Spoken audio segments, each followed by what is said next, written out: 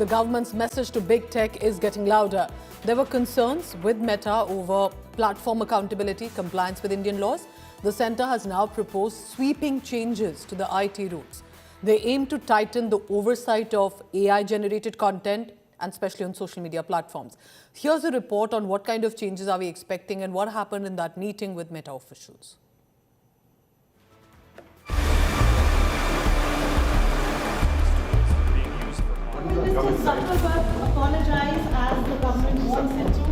India has a red line for big tech.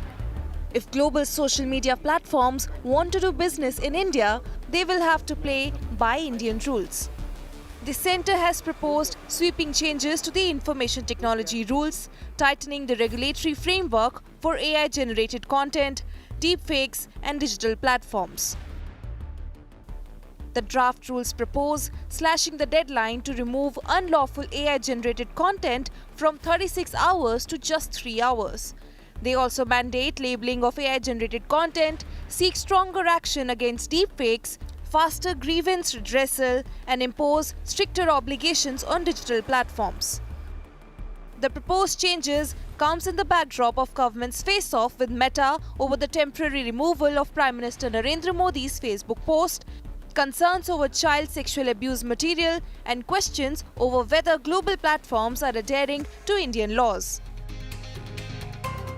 During its second round of talks with Meta, the government flagged 5 major concerns: platform accountability, compliance with Indian laws, deepfakes, child sexual abuse material, and the wider responsibility of social media companies towards Indian users.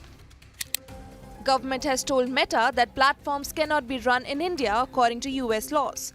They said India's legal framework is meant to protect Indian society, and technology companies operating in the country will have to comply with Indian laws.